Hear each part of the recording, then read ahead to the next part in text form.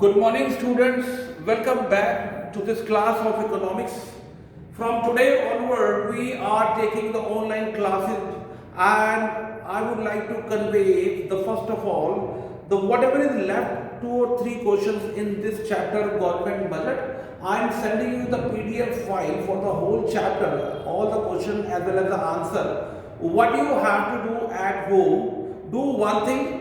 Whatever is 2 or 3 questions are left in this chapter, theoretical questions, you have to write all those questions as well as their answers from that PDF file.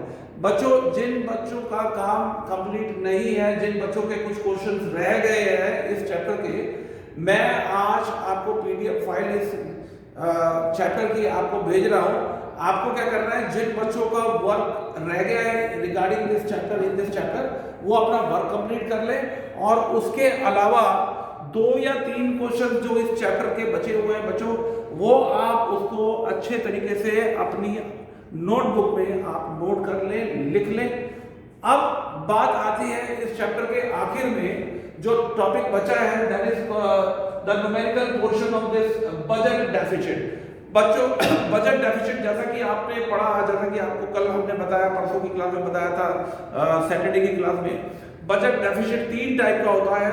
पहला है revenue deficit, दूसरा आपने पढ़ा fiscal deficit, तीसरा आपने deficit पढ़ा वो था प्राइमरी डेफिसिट. प्राइमरी डेफिसिट का एक क्वेश्चन जरूर रह गया है, उसको आप PDF फाइल से नोट कर ले.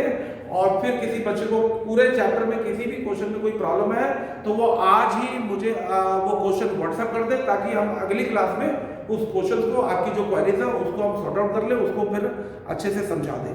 तो वो 2 या 3 क्वेश्चन जो बचे हुए इस चैप्टर के, सबसे पहला काम है आपने उस क्वेश्चन को अपनी नोटबुक में करना है. चलिए अब हम बात करते हैं last but never the least most important, the numerical segment of this chapter government budget, और जो कि संबंधित है, रिलेटेड है किससे, बजट डेफिसिट से. बच्चों, जैसा कि आप जानते हैं कि बजट डेफिसिट अभी हमने बताया 3 टाइप का डेफिसिट होता है. सबसे पहला होता है रिवेन्यू डेफिसिट. तो रिवेन्यू डेफिसिट का फार्मूला आप जानते ही हैं. सबसे पहला फार्मूला है revenue deficit, REVENUE, revenue deficit. क्या होता है बच्चों रिवेन्यू डेफिसिट? सबको मालूम है, जब रिवेन्यू एक्सपेंडिचर ज्यादा होते हैं रिवेन्यू रिसीव्ड से, तो उसको हम क्या बोलते हैं, रिवेन्यू डेफिसिट. सरकार की रूटीन की आमदनी कम है और रूटीन के खर्चे ज्यादा है, तो फिर उसको हम बोलेंगे रिवेन्यू डेफिसिट. क्या फार्मूला होता है इसका? That is the difference between revenue expenditure minus revenue received, revenue received. बच्चों, यहां पर आपको बताना चाहते हैं, जिस तरह से ये रिवेन्यू जो रिसीव्स है, इसको हम 2 हिस्सों में एलोकेट कर सकते हैं. इसको 2 इसके कंपोनेंट होते हैं, जैसा कि आप जानते हैं, बता चुके हैं, आपको पढ़ा चुके हैं, आपको आपकी कॉपी में भी लिखा है. सबसे पहला है टैक्स रिवेन्यू, और दूसरे नंबर पे है बच्चों, आप सब जानते हैं, non tax revenue and non tax revenue. Here we have the 2 vital component of this revenue receipt. So when revenue expenditure, it is the difference between the revenue expenditure and revenue receipt. And further we know this, that the revenue receipts are of 2 types, tax revenue and non tax revenue. ये बच्चों हमको मालूम है. तो अब यहाँ पर एक क्वेश्चन मैं आपको दे रहा हूं, नोट कर लीजिए, लिख लीजिए, आप अपनी रफ कॉपी में लिख लीजिए, फेयर पे कर लीजिए बाद में इसको. क्वेश्चन है बच्चों, अगर रिवेन्यू एक्सपेंडिचर जो है वो 5000, if the revenue expenditure is 5000 crore, suppose we are supposing that the revenue expenditure is 5000 crore and the tax revenue is 3000 crore, as well as non-tax revenue is 1000 crore. तो आप मुझे बताइए कि रिवेन्यू डेफिसिट कितना होगा. Now tell me what will be the value of revenue deficit. बच्चों, बहुत ही simple answer है, बहुत ही छोटा, बहुत ही सिंपल सा आंसर है. देखिए, रिवेन्यू एक्सपेंडिचर है 5000 करोड़, जैसा कि क्वेश्चन में आपको दिया किया गया है, और जो टैक्स रेवेन्यू है वो अगर आपको दी गई है उसकी वैल्यू दी गई है, आप उसमें जोड़ दीजिए नॉन टैक्स रेवेन्यू की जो वैल्यू है उसको आप जोड़ दीजिए। इस तरह से ये टोटल रेवेन्यू आ गया। In this way you will find here that total revenue receives कितनी है, टोटल रेवेन्यू रिसीव्स होगी 3000 plus 1000 that is 4000, 5000 minus 4000, so here is the difference of 1000 crore, and my dear student this is the answer and this is called revenue deficit। तो ये revenue deficit हो गया। मैं आपको फिर बताना चाहता हूँ, देखिए क्वेश्चन बहुत ही सिंपल, एक नंबर में आपको पूछा जा सकता है बोर्ड एग्जाम में कि रेवेन्यू डेफिसिट का फार्मूला लिखिए, तो फार्मूला बहुत इजी है, revenue expenditure minus revenue receive. Further छोटी सी बात और ध्यान रखिए कि जो रेवेन्यू रिसीव्स है उसके दो कंपोनेंट होते हैं, पहला है टैक्स रेवेन्यू, दूसरा है नॉन टैक्स रेवेन्यू। अगर किसी क्वेश्चन में आपको सीधे सीधे रेवेन्यू रिसीव्स नहीं दिया है, उसके ये दो कंपोनेंट दिए हैं tax revenue and non tax revenue, तो आपको क्या करना है, आपने इन दोनों को ऐड कर देना है, जोड़ देना है, और फिर इन दोनों को ऐड करके ये आपका टोटल जो रेवेन्यू रिसीव्स है वो आ जाएगा, और फिर इसको आप रेवेन्यू एक्सपेंडिचर में से माइनस कर दीजिए और इस तरह से आपको मिल जाएगा रेवेन्यू डेफिसिट। इतनी बात समझ में आई। अब इससे रिलेटेड बेटा क्वेश्चन हम आपको 2-4 क्वेश्चन, छोटे छोटे क्वेश्चन आपको आपके ग्रुप में भेजेंगे आज ही, और आप उसको अपनी फेयर नोटबुक पे करेंगे, ठीक है। चलिए, ये था पहला फार्मूला रेवेन्यू डेफिसिट का। चलिए अब हम बात करते हैं फिस्कल डेफिसिट की। क्या होता है fiscal deficit? Number 2 now we are discussing the fiscal deficit. Fiscal deficit आप में से कोई बच्चा मुझे बताएगा कि फिस्कल डेफिसिट किसे कहते हैं? Yes, dear students, it is the difference between the overall expenditure and overall receipts of the government. Fiscal deficit का फार्मूला बहुत ही इजी है, बजट एक्सपेंडिचर, टोटल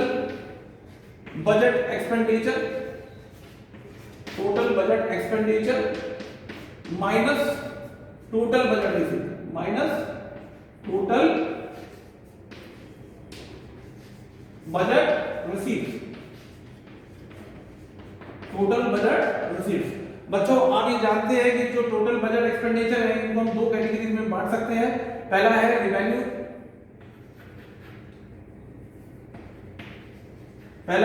एक्सपेंडिचर, और दूसरा that is capital expenditure. So here we have the two categories brought, the revenue expenditure as well as capital expenditure. बच्चों अगर हम इन दोनों तरह के खर्चों को अगर ऐड कर देते हैं तो ये आ जाएगा हमारा total budget expenditure, total government का जो बजट एक्सपेंडिचर है वो आ जाएगा। So this comprises the total budget expenditure comprises the two thing, that is revenue expenditure as well as capital expenditure. बहुत आसान है बच्चों। इसी तरह से दूसरे नंबर पे आ जाइए, यहाँ पर टोटल बजट रिसीप्ट लिखा है, तो टोटल बजट रिसीप्ट के भी दो कंपोनेंट होते हैं, सबको मालूम है, REVNUE revenue receipts, revenue receipts. अभी भी हमने बात की रेवेन्यू रिसीप्ट के दो कंपोनेंट होते हैं, अभी हमने 2 मिनट पहले, थोड़ी देर पहले डिस्कस किया है, tax revenue and non tax revenue दोनों को ऐड करेंगे तो ये आ जाएगा आपका रेवेन्यू रिसीप्ट। दोबारा नहीं लिख रहा हूं। दूसरे नंबर में कैपिटल रिसीप्ट।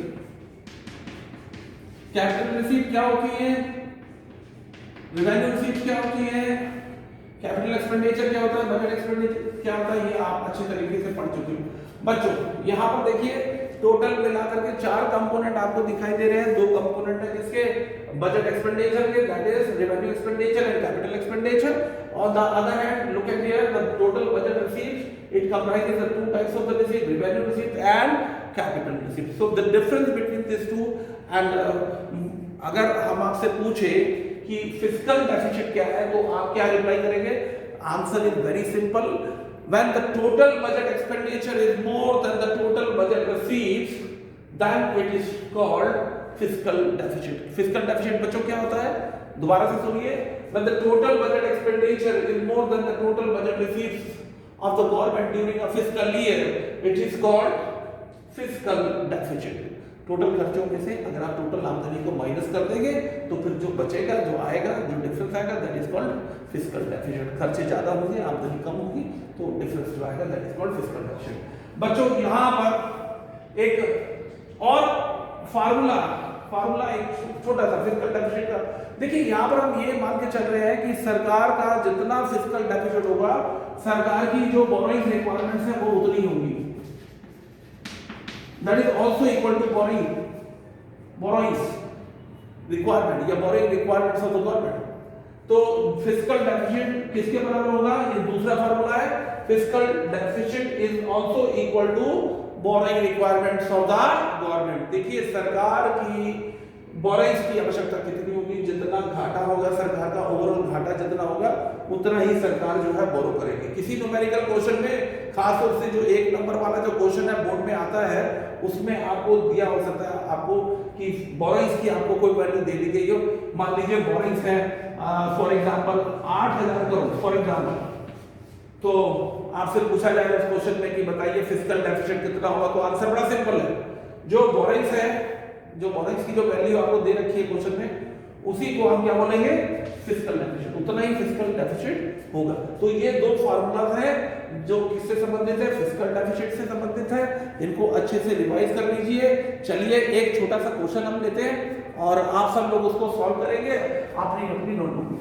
चलिए यहां पर मैं इसको रख कर देता हूं, एक छोटा सा क्वेश्चन हम लेते हैं।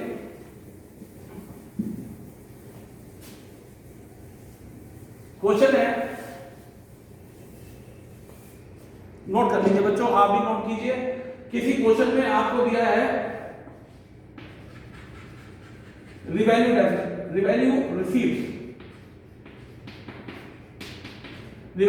दिया है आपको 5000 यूनिट, करोड़ लिख लीजिए, रुपीज इन करोड़,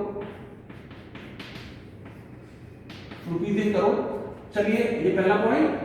दूसरा पॉइंट आपको दिया है टैक्स रिवेन्यू आपको दिया है 2100 करोड़। तीसरे नंबर पे आपको दिया है कैपिटल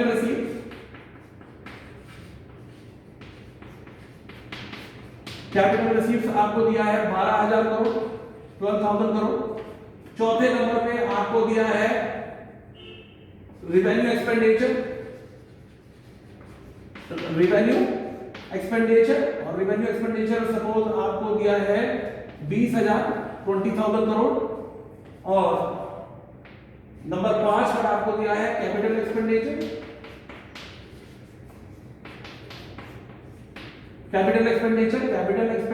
आपको दिया है सपोज 15,000 करोड़, 15,000 करोड़। तो ये बच्चों आपको कुछ वैल्यूज दी गई है और आपसे पूछा जा रहा है find out physical deficit, find out physical deficit. तो अब इस क्वेश्चन को कैसे सॉल्व करना है, बहुत सिंपल क्वेश्चन है, फार्मूला अभी आपने देखा, बस उसी फार्मूले में ये वैल्यूज आप पुट कर दीजिए। ध्यान से देखिएगा कैसे करना है। फिजिकल डेफिसिट का formula, physical deficit is equal to, एक बार फिर फार्मूला लिखते हैं, total budget expenditure minus total budget receive, minus total budget receives, minus total budget receive. अब देखिए बजट एक्सपेंडिचर ढूंढते हैं बच्चों, कहां पर है। सबसे पहला देखिए बजट एक्सपेंडिचर, ये रेवेन्यू एक्सपेंडिचर कितना है, रेवेन्यू एक्सपेंडिचर कितना है बेटा, देखिए बताइए 20,000 करोड़, 20,000 करोड़ प्लस और कौन सा खर्चा हमको दिया है, और कौन सा खर्चा हमको दिया है, यहां पर देखिए कैपिटल एक्सपेंडिचर हमको दिया है 15,000 करोड़, 15,000 करोड़, इसको भी हम ले लेते हैं। तो ये 15,000 करोड़, टोटल खर्चा कितना हो गया, 15 और 20 35, 35,000 crore, which so here we have the total budget expenditure 35,000 crore. कैसे आया बच्चों ये 35,000 crore, it is the total of revenue expenditure and capital expenditure। revenue expenditure था 20,000 करोड़ और capital expenditure था आपका 15,000 करोड़, तो दोनों को ऐड कर दिया, 20 और 15 35, 20 plus 15 that is equal to 35,000 crore. चलिए बेटा अब हम बात करते हैं टोटल बजट रिसीट की। अब जरा ध्यान से देखिए, थोड़ा सा दिमाग पर ध्यान से जरा, अगर आपने फार्मूला को ध्यान से पढ़ा है समझा है तो देखिए क्वेश्चन आपके लिए बहुत इजी है। रिवेन्यू रिसीट देखिए बेटा, सबसे पहले नंबर पे लिखा है रिवेन्यू रिसीट, कितना है 5,000 करोड़ रिवेन्यू रिसीव दिया है। अब यहां पर देखिए दूसरे पॉइंट पे आपको क्या लिखा है, यहां पर दूसरे पॉइंट पर आपको गिवन है टैक्स रिवेन्यू। बच्चों इसका क्या करना है, 2100 करोड़ का आपको टैक्स रिवेन्यू दिया है, इसका क्या करेंगे, ऐड करेंगे या इग्नोर करेंगे। तो बड़ा सिंपल सा इसका आंसर है, इसको हम इग्नोर करेंगे।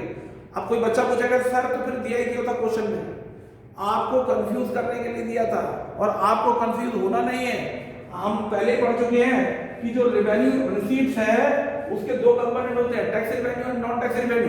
तो यहां पर जब हमको रिवेन्यू रिसीट 5,000 दे रखा है तो फिर हमने टैक्स रिवेन्यू को क्या करना है, कुछ नहीं करना, इग्नोर करना है, बिकॉज ये टैक्स रिवेन्यू इसमें ऑलरेडी शामिल है, रिवेन्यू रिसीट में ऑलरेडी शामिल है, इसलिए इसको इग्नोर कर दीजिए।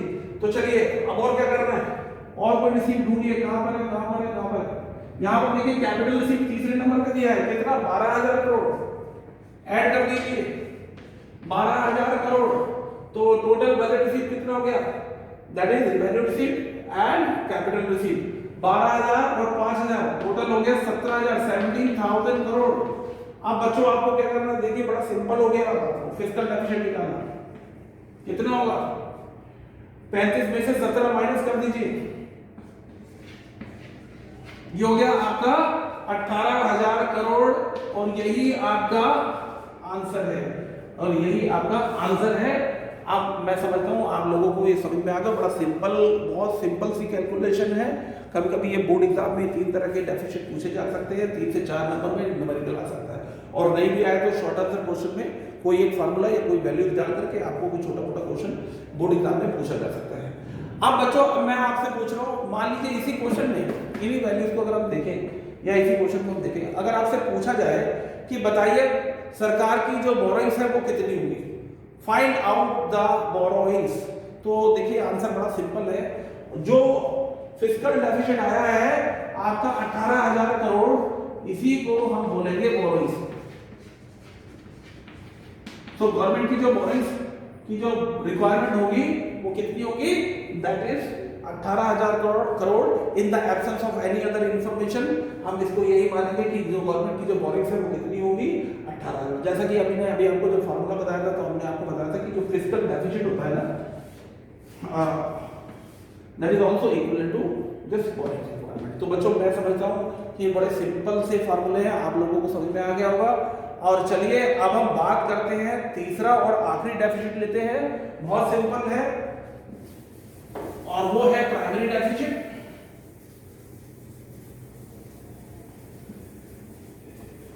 अब हम बात करते हैं तीसरे और आखिरी प्राइमरी डेफिसिट की बात करते हैं। नंबर 3, इससे पहले जो फिस्कल डेफिसिट आपने पढ़ा उसको आप नंबर 2 लिख लीजिए, मैं लिखना भूल गया था, आप लिख लीजिए, दैट इज नंबर 2। पहला था आपका रिवेन्यू डेफिसिट, दूसरे नंबर पे हमने अभी भी पढ़ा है, वो पढ़ा है नंबर 2 पे कौन सा, फिस्कल डेफिसिट। और अब हम पढ़ रहे हैं तीसरा और आखिरी डेफिसिट, उसका फॉर्मूला देखेंगे, that is called primary deficit, that is called primary deficit. देखिए बच्चों बहुत सिंपल सा फॉर्मूला, इसका भी नोट कर लीजिए। अभी स्टेप नंबर 2 में आपने निकाला फिस्कल डेफिसिट, दूसरे नंबर पे आपने पढ़ा फिस्कल डेफिसिट। तो देखिए फिस्कल डेफिसिट आपको पता होना चाहिए, और अगर नहीं मालूम है क्वेश्चन में तो पहले आपको फिस्कल डेफिसिट निकालना पड़ेगा। If it is given in the question that very good, बहुत अच्छी बात है। और अगर क्वेश्चन में नहीं दिया है तो पहले आप फिस्कल डेफिसिट फाइंड आउट करेंगे, और फिर उसमें से क्या माइनस करना है, interest payment, interest payment on pass borrowing, interest payment on pass borrowing, interest payment on pass borrowing. देखिए बच्चों भारत सरकार कर्जा लेती है, पिछले जो कर्जे ले रखे हैं, फॉर एग्जांपल भारत सरकार की बात करते हैं, अपनी इंडियन इकोनॉमी की बात करते हैं, उसके ऊपर जो हमको इंटरेस्ट देना पड़ता है, जिन लोगों से भी हमने कर्जा लिया है, चाहे देश के अंदर लिया है चाहे देश के बाहर, वर्ल्ड बैंक से लिया हो, अमेरिका से लिया हो, या फिर IMF से हमने कर्जा लिया, इंटरनेशनल मॉनेटरी फंड से हम जो कर्जा लेते हैं, तो उसका हमको इंटरेस्ट पे करना पड़ता है। एक छोटी सी जानकारी आपको देना चाहूंगा कि 2019 में लगभग 7 लाख करोड़ का हमने इंटरेस्ट पे किया है, और जो भी हमारी पास बोरिंग्स है भारत सरकार की, इंडियन इकोनॉमी की जो भी बोरिंग्स है, so we have paid 7 lakh crore of rupee का इंटरेस्ट हमने चुकाया है।